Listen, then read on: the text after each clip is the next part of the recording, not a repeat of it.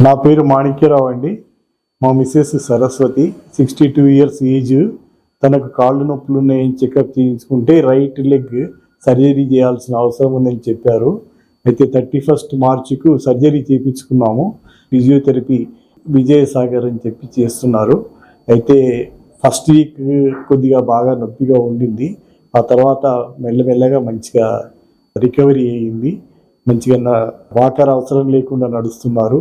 మళ్ళీ ఇప్పుడు 3-4 డేస్గా స్టెప్స్ కూడా ఎక్కించారు.